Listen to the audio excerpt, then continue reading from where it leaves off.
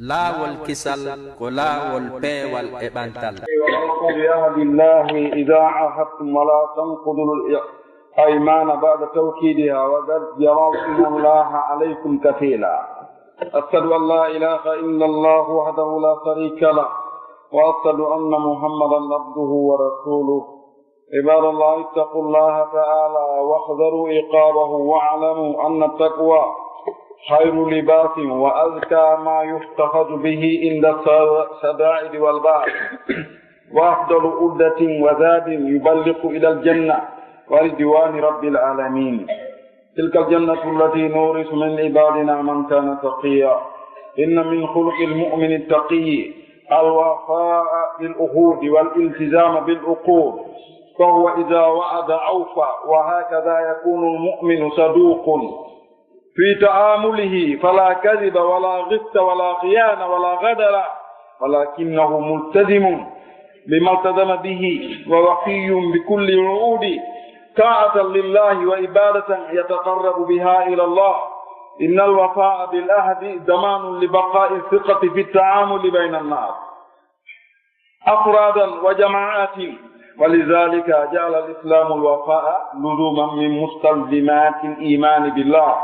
فحقيقة الوفاء بالعهد هي تتميم ما اتفق عليه من العقد ومراءة ما تقدم من الوعد ومكافأة من له عون للمؤمن. عباد الله، إن الثقة صفة محمودة تطمئن إليها النفوس وترتاح لها القلوب، وكل إنسان موثوق به محبوب للناس مقرب عندهم ومامون في أقواله ومعاملاته. فإن المرء إذا كان معدوم الثقة تنقطع عنه كل روابط الأخوية والعلاقات الاجتماعية، لأن الخيانة عادته والغدر صفته. لذلك كانت صفة الغدر من الصفات القبيحة التي ذمها الله العظيم وحذر منها أشرف الأنام. قال الله جل جلاله: ومنهم من عاهد الله إلا إن آتانا من فضله لنصدقن ولنكونن من الصالحين، فلما آتاهم من فضله بخلوا به وتولوا وهم معرضون، فعاقبهم نفاقا في قلوبهم إلى يوم يلقونه بما أخلفوا الله ما وعدوه وبما كانوا يكذبون. وعن أبي هريرة رضي الله عنه أن رسول الله صلى الله عليه وسلم قال: ثلاثة أنا خصمهم يوم القيامة: رجل آتى بي ثم قدر، ورجل باع حرا فأكل ثمنه، ورجل استأجر أجيرا فاستوفى منه الأمل ولم يوفيه أجرا.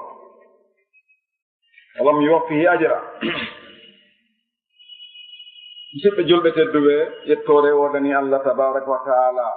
lamɗo mawɗo, towɗo seniiɗo, waɗuɗo ko haana rewireede. on tawa so o rewama nafay, so o rewaka lorray, ninsinay, ella waɗay. kala mo Allah subhanahu wa taala hawrindini ɗum e rewgol Allah, so o maayi, o murtaali, o oñaaki, seytaane yoolaalimo, on tigi yettiday Allah ko arno aduna kon o innayi battiyanomo aduna. si on tigi hawrondiraali e rewgol Allah, no Allah faalirano mo anda Allah no Allah haana andireede noon, o rewa Allah tum e dewal ko Allah o neliri annabaɓe ɓen konmo ɓe e zamanu mum, on tigi min say ko aranno aduna, o wattata wonno mum. parce kanko on ti lannata fi aduna lanni, bal ko si aduna lanni fuɗɗe noon wuurede, ɗanɗo gumdan taƴa ñande goo. ala kulli haali, o hutuba ko Ligue islamique national o woni ko addi o, awa ɓe yamira fi yewtugol, fi hunnugol ahadi e wowlugol goonga e timmingol hoolaare e woɗɗitagol jamfa e fenaande e dennanangal noneji mum ɗin fof. deftere wodani Allah subhanahu wa taala wi'uɗo ko nder alqur'anare makko, o ewni dennanangal mofte ɗin fof, o fuɗɗori nelaɗo on haa hewti dennanangal ɓe nelaɗon nela e mum ɓen fannama alqur'ana no jangede ha darngal ngal doro. o wi: wa awfu bi ahadillahi ida ahadtum. ko onon yo julɓe, ko onon yo yimɓe, ko onon yo gomɗinɓe, hunne ahadi Allah ndin si on ahodi. wata on firtu ahadiji ɗin ɓaawo tentinede ahadiji ɗin on waɗi allahu on seedejo fawtiiɗo tawaɗo e hoore mo miɗo seedo ala reweteɗo si wona allah ala handuɗo e rewede si wona allah hara ko handuɗo nde waɗanede dewal ngal ɗon waɗana no woodi piiji boyi wonaɗi e rewede kono ɗin ɗon fof dewal ngal ko e fenade waɗa nafata lorray kadi ko kanko tun allah woni ko handi e rewede kanko tun rewete e allah yette e dow mum adda welo welo adda jang adda battane moƴo adda malal kalahira seeɗo o ko hojo mawo woni annabijo muhammad sallllahu alayhi wa sallam président annabaɓen fuu yeesojo maɓɓe hoorejo maɓɓe ka même tan annabajo ngol ɗo leñol timminiɗaɗo annabako mum e nelal ngal ma alqurana on jippina e hoore mum manduɗa e andu alqurana nde annduɗa allah jippinali deftere ha hande suwa mayre timmude seedano o wondema ko nelaɗo allah ko jiyaɗo makko seedanomo kadi yottingol ngol waccali hay feccere kalima sabu kulol goɗɗum ma faale goɗɗum singal yottingol ngaal nelal ko ɗum faymo seergol leydi makko ni o uddu makko ndun irani ɗon ko hoore makko ndin futti ɗon o waɗɗi nde yaltude ɗon sabu yottingol ngaal nelal ɓaama ko baaɓe ɗon ɓen nden ñande tawi ɓe faalaka ɗum o wattiri accude ka makko kono yo jiyaaɓe allah huley allah tedduɗo towɗo rento ɗon lette makko ɗen anno wondema kulol allah kañum ɓuri moƴƴude e coñci ko kañum ɓuri laaɓude e kala ko hino rentore sanga sakkeneeji e kulaleeji kañum ɓuri mawnude ɓuri laɓeede ɓuri wonde ɓural e kala ko mari torte fii keye ko kañum kadi ɓuri moƴƴude e ko yoɓete fii yaako lahira ko ɗum yottinta ka aljanna ko ɗum yottinta ka welaye allah jeyɗo tagore nden on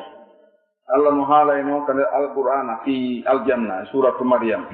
o e tilka ɓawnde aljanna naata ha gasi o wiyay tilka aljanna tullati ko ɗo aljanna woni on tigi noori fo woni momin woni roninde momin woni okkude min ɗi mbaadina immorde jiyaaɓe amen ɓen man kanata ƴiyan kala wonnoɗo ko hulɗo allah naatugol aljanna kañum ndaara dambe ndaara ŋari e ko ndaari ko kulol allah yewtama darngal aray ko woni tedduɓe ɓen ko hulɓe allah ɓen tun wona laaminoɓe ɓen ɗo tawi ɓe hulano allah wona alɗunoɓe ɓen ɗo si ɓe hulano allah wona joomiraɓe dambe ɓen ɗo si ɓe hulano allah wona habbetenoɓe ɓen ha ara ɗo si ɓe hulano allah wona diisonirte ɓen si hunde nden fof waɗa si tawina hulo tawi ɓe hulano allah joliri noon eɗe ayeje dalika nder alquran inna akramakum inda allahi attuqakum ko ɓuri teddude e moɗum on fof son moɓodiri ka allah haysi ka yimɓe ɓe wona noon ko ɓurɓe on hulde allah o o wi no jeeya e jikku gomɗinɗo kala mo landiɗa ɗo o innayi min komi gomɗinɗo mo ɓee no faala innitade nden inde mo ɓee no faala noddirede ɗum o wi no jeeya e jikku neɗɗo gomɗinɗo hulowo allah alwafa'a bil uhudi hunnugol ahadiji ɗi ɗum namude wende fi noon ko wiyete ahadi ko kala ko an e goɗɗo haldi fottuɗon wiiɗa awa haala ka nanata wonti inna hokkoran hunde kaari wiya awa ma ñawlan hunde kaari ma wiya awa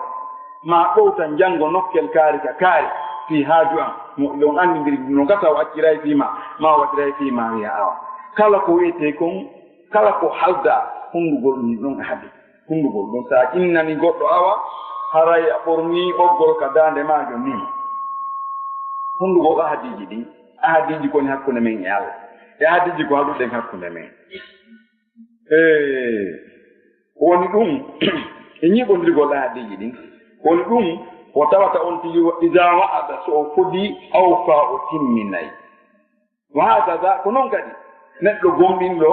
o wonay sadukun wowo ɓowlowo gongal gongowo mo fenata fi ta'amulihi e huwwondirgol makko e yimɓe ɓen ka yeyindirgol e makko e yimɓe ɓen ka jonnorede makko ka halfinede makko ka yewtede makko gundo hara on tigi o firtata ahdi o janfotako wala kadiba hara on tigi fenata kara fenade ala wala gifta hara janfa ala gissa ko jillindirgol ko moƴƴi e ko boni yeeya wawa natude ɗon yeeyugol marchandise mo datumol lenni e piiratugol marchandise abda yeeya yimɓe len ndin on ti yeedata ko ɓe yeeyeteɓe haray ɗum ɗo ko piirata ɗum ko ɗum kaari wo yaddude menen kadi men addoy kono naago tungol a wolta ɗum on ti wota ɗum fino martinira o bonnana kadi adduɓe original ɓen adduɓe ko moƴƴi kon men wala khiyanata hara jamfa kadi ala wala hadara hara fodo kadi ala kono kanko ko won multadimu waɗɗinkini ɗo ko waɗɗini kon hoore makko o hunnowo kala ahdi ko haldida e fodowo e hunnowo kala fodoji ko o fodi kala ko o wi o waɗay ɗum waɗi yontino wowlude mano ƴettude ahdi mano foɗude fodore nayi on ti hawju tun nayi on ti wowli tun welo welo fi yingo alaji kaari en waɗanni en hunde kaari Allah ɓoyna en ɓe sifa ɗum araɓe ɗon gon kangadde wo uudi he fodoje makko on ti waɗira ɗum noon fof fi ɗoftagol Allah e dewal ko himo ɓattoro ɗum ka Allah honnugol ahdiji ɗin ɗum ko kañum woni jaranti fi heddagol hoolare nden e huwwondigol hakkunde on tigi e yimɓe ɓen si on tino hunna ahdi on ti naniraka fenande o naniraka jamfa o naniraka kilum kalum yaraɗa fottirote e télé nda inna joldu si ɓe ƴawri fottoyo tawi on ti andiraka ɗum on ti heddoto wonde hoolaɗo hakkunde makko e yimɓe ɓen hoolaɗo hakkunde makko e yaade goto hoolaɗo hakkunde jamaji ɗin kadi oɗo si perdi manan ko mum on fof ɓayra yimɓe ɓen no hoolimo ɓayra yimɓe ɓen no andi wana o jamfotoɗo ɓayra yimɓe ɓen no andi na o fenowo on ti heɓita e manan kon ɓuri mawnude ko perdete gon ko perdugol confiance hara yimɓe ɓen hoolaki on tigi hara yimɓe ɓen hoolaki huwondirgol e on tigi ɓe hoolaki hawtudugol e on tigi ɓe hoolaki jonnorgol e on tigi ɓe hoolaki waɗugol on tigi seeɗe ɗum ɓuri mawnude e perdi ko bani adama perdete ko ñaldanɓe ko ɗum si waɗi dinal islam kam waɗi honnugol ahadiji ɗin koko lismodiri koko ñiiɓodiri e gomɗinal ngal so on tii noon hunna ahdi aray ko o gomɗinɗo si on tii hunnata aadi aray na o gomɗinɗo tigi tigi hunnugol ahdi ɗum ko timmingol ko on tigi fottidi e yimɓe ɓen immorde e ahadiji e piɓule e reenugol e ko adi e hunnugol ahdi e fodore kono yo jaaɓe Allah hoolaare ko sifa yettaaɗo ko sifa labaaɗo manduɗaa ino deeƴa faade e mum wonkiiji ɗin no fowto faade e muɗum ɓerɗe ɗen ɗon tigi no hoola kala mo wonirara e ɓernde mum ɓernde makko no waali sa enniya ko min alaaji kaari woni naɓiɗude miɗo fof halfini ɓe hunde kaari ko minen woni gollidude minen woni naɓiɗude so yimɓe ɓen no hooli on ɓen aya ala probléme on min nangiralimo tan a haani on ko aden fewɗo on ala probléme a yahi walɗaɗa anɗa kono sa anni ko min e kaari wondiri ɓenni ko mukkondirɗa annda ko on to kanko e alaaji kaari en waynodiri mo jogani kaari hunde kaari mo jogani kaari hunde kaari o kanko perdini kaari kanko yasini kaari ka marché ɗo sa yettama ɗum si on ɗon no joganima nden jande aɗa antan ton no mettita ko o joganima kon ɓa inde yaha e acca yomum kala neɗɗo hoolaɗo haray ko yiɗaɗo ka yimɓe ɓen haray ko ɓattinaɗo ka yimɓe ɓen haray no yimɓe ɓen no weltorimo ɓe yiiɗi naɓidude e makko ɓe caɓɓiraymo ɓe mantoro e makko haray on tino hoolaka konguɗɗi mum innama ko kaariol ɓe na probléme ala na ɓen ɗon alhamdulillah si ɓe wowli haray ɓe ɓatte mum e huwodire won tigi ɗen neɗɗo si tawi on tigi woni waataɗo hoolaare tawi on tigi ko wiyete kon hoolaare bonirimo taƴay e jurol makko dena nanga relation ji siɗɗoyaagal fof e relation ji naɓidal fof wan noon fi honɗum ɓayra jamfa woni aada makko ɓayra fodugol yimɓe ɓe woni sifa makko ko ɗum waɗi si tawi goo ko wiyete sifa jamfa e sifa ɗaynugol yimɓe ɓen ko e sifaaji bonɗi ɗin jeeya ɗin ɗi allahu mawɗo on e ñiñi ɗum o rentini e mum ko nder alquran jomiraɗo no haala noon fi goɗɗo tafsiruji ɗin no luutondiri ko hon boni e ko honno wonir noon won yuɓe ko sahabajo no wiyeteno salaba miskino wonno o wari ka nelaɗo allah sallllahu alayhi wa sallama o wi nelaɗo toranolan allah yo allah hokkoran jawdi nelaɗo maaki mi yonalima ñentinorgal o soñji nelaɗo on toranolan allah yo allah hokkoran jawdi o soñji ɓe ɗon ha ɓeyni allahumma arzuku salabata mala allah arzuku salabata jawdi riwayaji goo no woodi firiɓe noon no woodi kadi firiɓe goɗɗum goo o faggiti dammu allah waɗi ɗin dammi ɗuuɗi yeñi ha tawi o wata wonde ko saare ɗon o yalti ko saare o yahi yeeso o ɗaɓɓi jawle goo kadi o ɗaɓɓi jawle goo ko ɗuuɗi ha no ɗi ɗuuɗirnowo ɗuuɗi wo noon o waɗi ɗon saare nde si ɗin tafsiruji ɗon selli nelaɗo immino e ƴantoɓe zakka ɓe hewtiga makko tawi mo mari ɓe yetti nelaɗo allah on sallllahu alih w sallam o wi o wi ɗum no nandi e sagalle kono men ndaare ɓe wonɓe telen ɗon fof e aynoɓe fof iddigango sali ittude mo wi ɓe ko ɗum woni ko man fanta e oɗo waya no won wiɓe goɗɗum goo kadi ko wona ɗum allah wi no e maɓɓe on fodu ahduɗo e allah foduɗo allah tawi ko baaso hay hunde ala ko ƴette ɗum ko tana molnaɗo o wi wallahi si allah on okkorimen ɓural makko ngal ɗum si allah ittanilal ngal baasal min kadi mi heeɓi komi ƴetta mi haaji tora har na ha mi walle na ha mi toro na ha mi ñawlo na ha mi woyto na ha mi fewndito lanastaddaƴanna ma min sakko addi nunu tawkidi pelle mi sakko min kadi allah ittanilal ngal baasal mi heeɓi komi wallitora min kadi mi hokkay mi wonata guddo ay miɗo andi tampere koni kon e angal goɗɗum wala lakunanna min as-salihin mi jeyete e moƴƴuɓe kadi no jeeya e moƴƴugol ittugol sadaka allah wi ɓaawo hokkoriɓe ɓural makko ngal ɓaawo allah addi artike watta walla wahum muɗi ɗum ɓe ɗurni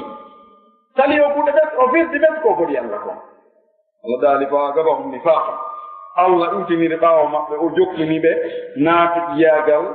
ka ɓerɗe maɓɓe ngal ɓe wondata e mum ha ñande ɓe hawroy ɗum ko darngal fi hon ɗum bima akhlaqu llaha ma wa'aduhu sabu ko ɓe lundi allah kon sabu ko ɓe firtani allah kon ko ɓe fodi allah kon ɓe wino lanasaddaganna wala nakunanna min as-salihin ɓaawo heɓi ke ɓe firti ɗum fa bima kanu yaktibuna e ko ɓe laati kon hiɓe fena wa an abi hurayrata radiallahu anhu yettama on sahabajo wiyete ko abdourahmane bun sakhr addawsi lyamani o wine allah subahanahu wa taala daari e hadisul kudusi o wi tato ñande dalngal ko min e maɓɓe ñaawi data na kamɓe ɓe toñi ɓen dey ara noon rajulum ko gorko a ataabi hokkilɗo sabu an o jamfi e gorko kadi yeeyuɗo dimo e watti on ɗon maccuɗo ñaami cugu ngun e gorko gollinɗo goɗɗo sali yoɓude joddi ndi o golli ƴettuɗo goɗɗo golle ƴettaɗo golle on golli golle ɗen timmini kanko o sali yoɓude mo joddi makko ndi o yeyugol dimo ñaama ɗum gasa ɗum ɗuuɗaka men nga e 100% no woodi noon ay ni woɓɓe no ka dandar mairie fii ɗum yeyugol yimɓe ko woɗɗaɗo hay seeɗa hala ko wiyete kon jamfagol goɗɗo yeeyamo ɗum no wawi natude ɗo amma gollingol goɗɗo ron ka yoɓɓudengol ɗum ɗum no ɗuuɗi ñande o ñande ka jasoɓe kaskare ka jasoɓe kabineji ka jasoɓe boyɗi e ko nandi e mum ma ɗum ko golle sattuɗe noon aray mo ɓe maɓɓe no faala jamfade oya on tii ara o yiya leydi ndin taw dow ɗo ko leydi o hotto firi o sikka o ɗayni patron on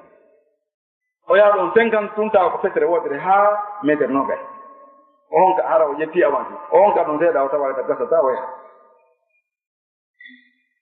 no gasa konko jatti ɗon ko ɗon ka jasude ɓeru ko o yaha yoɓimo avance ko mo patron ɓe goo kadi no toon on tigi wakkilo o golla haga tuma fohlande no jatti ɗum modi an gati kede mi dogay ɗo salo on tigi yoɓude ɗum ko ella feeñuɗo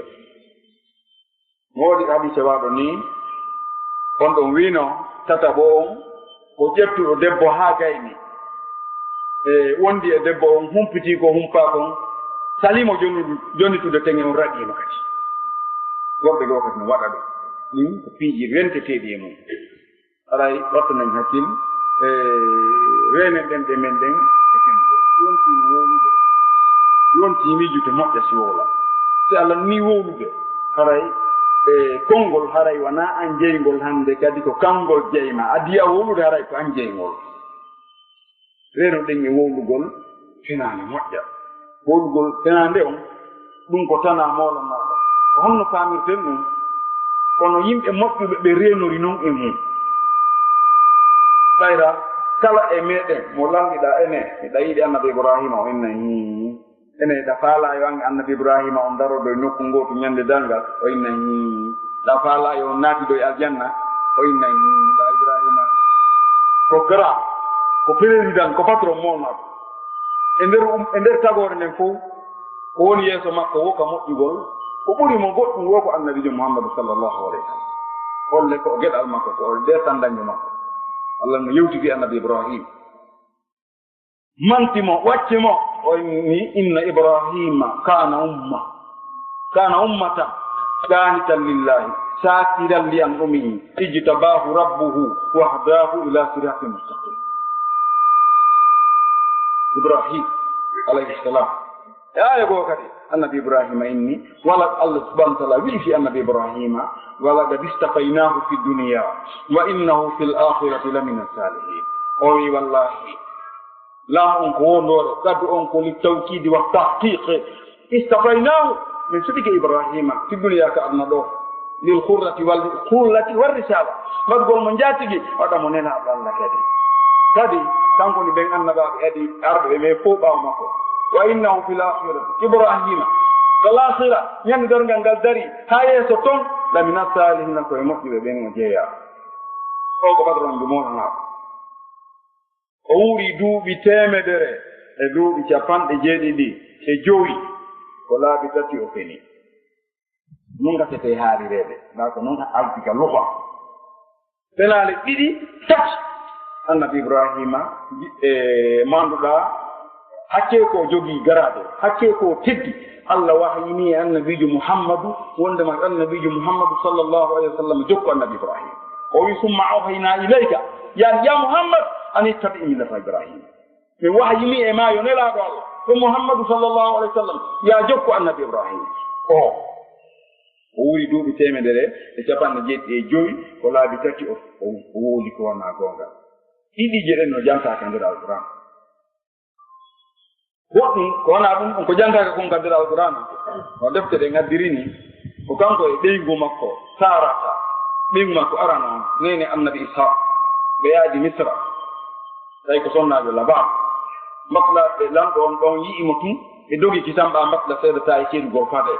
ɓe yaati ɓe yetti lamɗo o mbayni wo gorko goo on wondi ɗo e debbo ko an ɗum hoddi e on o yaddoyemo damɓe ɓen masla ɓen no ɓurlanɓe ɓen gonɗe ɓe addoyemo kanko e ɓeygu makko fof ɓe wi ko honno ange o debbo waɗi o wi ko bandirawo anni hiya ofti ko bandirawo an ibrahima wi ɗum ɗo goo par ce que na bandira makko ko ɓeygu makko ɗum ɗo ko defandugol suudu ndun defandugol ɓeygu makko fiyata lamɗo bandijo jattuno ɓeygu makko ɗum ɗo ko fenande wonde important intérêt on ko kanko mari ɗum o wi nde ɗo ko kanko hoore makko o fenani o wi ɗe a fenali ɗiɗi ko allah tintani lillah annabi ibrahima ko laabi tati feni nde a fenande ko fi makko ndeya ɗiɗi ko fi allah fi defandugol dina kanko yimɓe makko ɓen no fokkiti e kayidi maɓɓe ɓeyni armaki yahden kayidi amen o waɗi ni o tiggiti o uggini o inni sagimu millan nan mi ala yaade tawi hunde mum so dama o wi nde ɗo goo e nde ɗo ɗiɗi watti ndeɗaki kañum nde ɗo e hiya ofti on woni ɗiɗi ñande o soppi sanamuji makko ɗi sanamuji maɓɓe ɗi ɓa yimɓe makko ɓen yahi e kayidi maɓɓe nden ñande kadi la allah ko ñande wotere ɓe aroyi ɓe tawi annabi ibrahima ƴetti tenide ala ɗon kanko ɗaɓɓiteni nden ari o naati ka suudu ko sanamuji ɗi mooɓa ɗon tawi ɓe addi ñamete takko ɗon ko sanna ñameteji ɗi woni ɗon sanamuji ɗi waɗa barke mum kene haa si ɓe wi ka yiɗi ɓe ñaama noon o ari o awmi sanamuji ɗin o wi alata ko ɗum ene o ñamata ɗum andi ɓeseɗi jaabata kono ko o sama kala woni allah waɗi ɗum ka nder alquran o yani e majji fa jaalahum jusasan illa kabiyallahum o soppi sanamuji ɗin o waɗi ɗi kunte sina mawdu majji on summa allah gal fa'ta ala raqabati o ƴetti tenirde ko sofi min tanamuji ɗin toto koygol o fawi ka balaje jaminji o wi la allahum ilayhi yarji on no gasati ɓe ari min fuɗɗitora ɗo haala si goɗɗo ɓooyi aybinde hunde si goɗɗum heɓi nden hunde ɓe innay ko am ɓe ari ɓe yecco ɓeyni man faala hada bi alihatina innahu la min alzalimin ɓeyni emba ko hombo waɗi ɗi allahji amen ɗum ɗo ebbale o ko tooño woni ɓeyni inna samina fata yadkuruhu yuqalu lahu ibrahim ɓeyi min nanno de tagatagon ɗo no aybinaɗi e nden leydi men ndin ɗo ko gooto ala aybinde ɗi liɓa fi majjiti wonna on tawi ɗum woni confirmé ma confirmation wondema kanko ɓeni faatu bihi ala ayunina addoyemo hakkunde yimɓe ɓen ɗo la allahum yashhadu addoyemo ɗo yimɓe ɓen seedo ko on to enen e makko waynodirte tawi o waɗi ko ɓuɗ ka maɓɓe ɓe addi mum o wulaare ɗum e fota ɓe wiya anta faalta hada bi alihatina ya ibrahim ene ibrahima ko an waɗi allahji amin ɗin ɗum ɗo fayda o yedda ɗigoy o wi bal faalahu kabiruhum hada fasaluhum in kanu yantiqun o wi wona min dey kono miɗa anndi noon ko on ɗo o wi ko ndun janndu majji ɗo soppitede koy ilande ɗi tawiɗi ola ɗum no nandi e yawa gorɓe na min soppiɗi kono ko ndun janndu ɗo ndu wakkindu teŋirde nden ko ndun soppitoji soto tawi lagade alimta ma haulai yantiqun nde anndi ɗiwol tan tawi ko ɗum o faalnoɓe o yoppilla alimantaɓe ɗum ɗum ɗo woni tati ko annabi ibrahima yewti ɓuurotondiri e gonga ndaari ngumdan duuɓi temedere capanɗe jeeɗiɗi e joyi fenaale tati ndaara ngumdan meɗen ɗan hannde kadi ɗe fenaale annabi ibrahima ɗo fof alayhi salam nannda e ko enen waɗeten ko mba enen ko ñawlor ɗum détourni ɗum jettir ɗum sifa ɗum jonnan ɗo haa mi ara yaro naagonga ɓe sa so jonnima ɗo mo yiddeta fe ara ñawlagol sooɗuɗa hara mbiya ngalayna karno joganiila ko si mi hetti nun ɗo mi adda mi jonni so ma miɗo jogii ko yeyete ko si mi yeyi ɗum hara ɗum fof ala ɓayra sa aynimo ala o ñawde o ñawlata enen ko sifa ɗum hannde ko neɗɗo mo annduɗa hara ko pendiiɗo moƴƴa ha neɗɗo haqiiqajo men wawata anndude ko jellu o fini nder ñawla hara goɗɗe ɗe ŋaayi waɗde important sa harna ñawloɗe na kansirɗe hara ko waɗgol laade mum fenaande fu hara reeno ɗen fota koye hoore laawol ngol wonde ñande goo hara en hewtoyi par ce que ñande goo ko ɗuuɓi no feƴƴino hari en alaa ɗo 1920 30 35 40 hari enen en alaa ɗo hari en araali taw woɓɓe min ari yumma mum e bemmum jombidiraali taw on tanga ari wonto wonno ɗen hari en alaano ɗo hal ata alal insani hinum min addohori lam yakun tayan maskura ñande hari ñande goo hari koyen lam yakun tayan maskura e duuɓi no aroya ɗo si adna woni haa on tuma haray en alaa ɗo haray ko koye pay koye hannde ko ɓe woni ɗo makko baɗɗen no allah hoddiriroyi on tuma o haray en alaa ɗo haray ɗen potirenaɗe aqulu qawli hada wa astaghfirullah li wa lakum wa li sa'iri almuslimina fastaghfiruhu innahu huwal ghafurur rahim alhamdulillahi rabbil alamin والعاقبة للمتقين أشهد أن لا إله إلا الله وحده لا شريك له وأشهد أن محمدا عبده ورسوله عباد الله ومما يدل على سؤم القدر وسوء عاقبته أن الله تعالى يفضح صاحبه على رؤوس الخلائق يوم القيامة فعن ابن عمر رضي الله عنه قال رسول الله صلى الله عليه وسلم إذا جمع الله الأولين والآخرين يوم القيامة يرفع لكل قادر لواء يقال له هذه خضرة فلان بن فلان متفق عليه مما ينبغي أن يهتم به المسلم ويراعيه أن يكون ملتزما بالعقد الذي بينه وبين من استأجره فيلتزم بالعقد ويؤتيه حقوقه كاملة كما اتفق أن يؤتيه الحقوق كاملة التي جرى الاتفاق عليها فهذا هو واجب المسلم عباد الله إن الواجب على الجميع التعاون على الخير وأن لا يظلم أحد أحدا كما أن الآمل يحرم عليه ظلم من استأجر وعدم القيام بالواجب وكذلك صاحب الأمل يحرم عليه أن يظلم الآمل ويبخسه حقه فإن هذا ظلم وكذلك يحرم عليه أيضا أن يقطع شيئا من حقه فهو يحرم عليه أيضا تأخير الوفاء بلا عذر شرعي ومثل الغني ظلم يهم إرضه وعقوبته